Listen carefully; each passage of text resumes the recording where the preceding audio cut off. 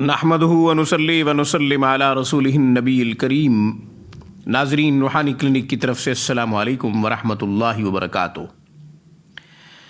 ناظرین، آج کی گفتگو میں کاروبار کی بندش توڑنے کا، کاروباری بندش کھولنے کا بہترین قرآنی عمل آپ کی خدمت میں پیش کرتے ہیں۔ وہ حضرات جن کا کوئی بزنس پوائنٹ ہے، دکان ہے، کاروباری اڈہ ہے، نہیں چل رہا، بندش کر دی گئی ہے تعویذات کے ذریعے، یا پھر قدرتی طور پہ گاہک آتے ہیں واپس چلے جاتے ہیں، خریداری نہیں کرتے، یا گاہک رخ ہی نہیں کرتے اس طرف، اگر ایسی کیفیات ہیں، ایسی صورتحال کا سامنا ہے، تو انشاءاللہ یہ ہمارا قرآنی عمل خوب فائدہ دے گا۔ اگر کسی نے بندش کر دی ہوگی، وہ بندش بھی ٹوٹ جائے گی، کاروباری اڈہ، کاروباری مرکز خوب چلے گا، بزنس پوائنٹ خوب چلے گا، گاہک آئے خریدے بغیر نہیں جائے گا، خریداری کر کے جائے گا، پسند کرنے کے بعد خریداری نہیں کرتے۔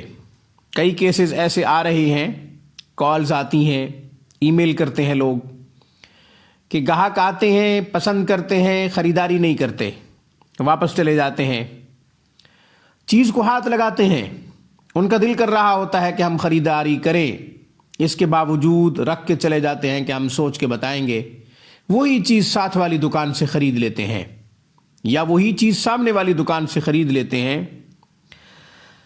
تو اگر ایسی کنڈیشن کا سامنا ہے تو پھر دو چیزیں ہو سکتی ہیں، یا تو اپنے اعمال کی کمی ہے، یا پھر کسی نے بندش کر دی ہے۔ یاد رہے کہ نماز کی پابندی کاروباری ترقی، رزق میں برکت کا بہترین سبب ہے۔ جو شخص نماز پابندی سے پڑھتا ہے، اللہ تبارک و تعالیٰ اسے خوب رزق عطا فرماتے ہیں، کاروبار میں عروج ملتا ہے۔ اسی طریقے سے قرآن کریم کی تلاوت، ذکر اذکار، تسبیحات کا اہتمام کیجیے۔ اس کے باوجود کہ آپ نے ذکر اذکار کا اہتمام کیا، تسبیحات کا اہتمام کیا، نماز پابندی سے پڑھ رہے ہیں، نماز کے اوقاتوں کو محفوظ کرتے ہوئے، یعنی نماز اپنے وقت پر پڑھتے ہیں، اس کے باوجود اگر کوئی مسئلہ ہے، اس کے باوجود اگر دکان نہیں چل رہی، تو پھر کوئی روحانی مسئلہ ہے، کسی نے بندش کر دی ہے، تعویذات، جادو کے ذریعے کاروبار کے اوپر رکاوٹ ڈال دی ہے۔ یاد رہے، جادو بذات خود مؤثر نہیں ہے، یعنی وہ خود اثر نہیں کرتا، تاثیر اللہ کی ذات ڈالتی ہے۔ چونکہ جادو ایک سبب ہے، جیسے پانی پیاس بجھانے کی اپنے اندر تاثیر رکھتا ہے، روٹی بھوک مٹانے کی اپنے اندر تاثیر رکھتی ہے، ہوا گرمی ختم کرنے کی تاثیر رکھتی ہے، آگ جلانے کی اپنے اندر تاثیر رکھتی ہے۔ دنیا میں قانون ہے کہ جو سبب جو تاثیر رکھتا ہے وہ اپنی تاثیر دکھائے گا۔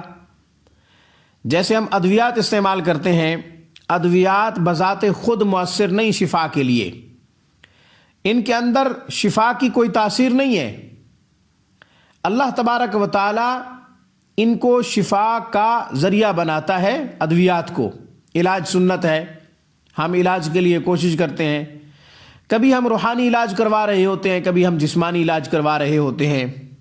روح بیمار ہو جائے تو اللہ والوں کے پاس جاتے ہیں، دل بیمار ہو جائے تو اللہ والوں کے پاس جاتے ہیں۔ اگر مادی طور پر جسمانی اعضاء میں سے کوئی عضو متاثر ہو جائے، بیمار ہو جائے، تو ہم جسمانی ڈاکٹروں سے رابطہ کرتے ہیں، ان کے پاس جاتے ہیں علاج معالجہ کے لیے۔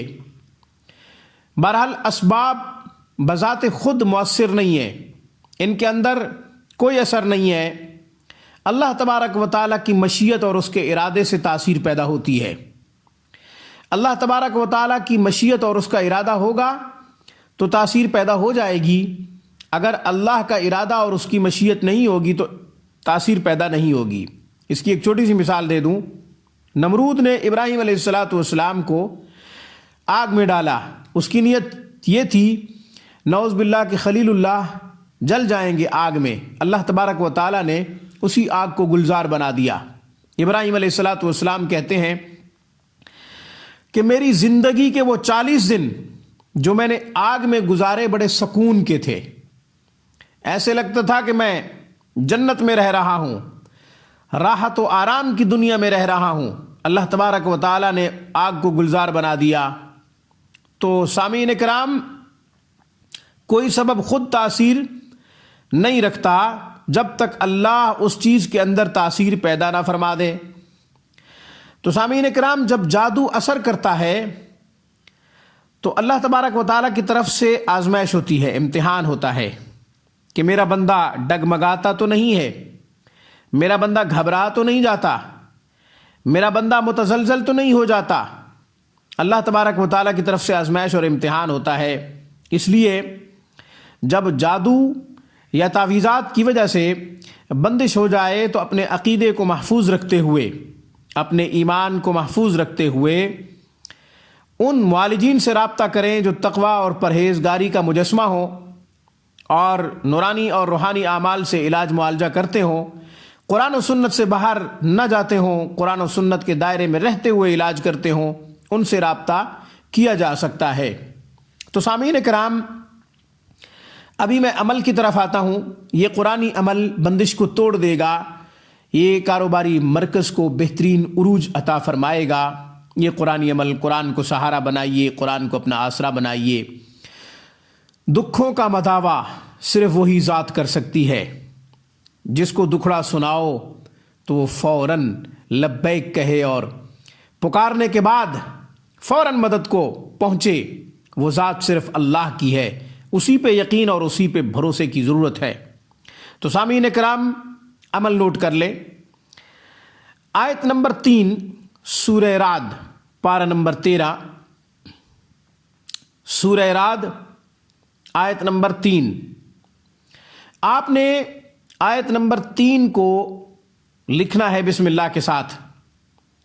ایک تعویذ بنائیں، آپ وہ تعویذ کاؤنٹر میں رکھیں، جہاں آپ کیش رکھتے ہیں، گلے میں رکھیں، جہاں آپ کیش رکھتے ہیں، جہاں سے کیش اٹھاتے ہیں، کیش رکھتے ہیں، ایک تعویذ بنا کر وہاں رکھیں، اور دوسرا تعویذ بنائیں اور وہ تعویذ ایک گتے کے اوپر چسپاں کر دیں، گتے کے اوپر لگا دیں، اور وہ گتا اپنی دکان میں، اپنے بزنس پوائنٹ میں لٹکا دیں۔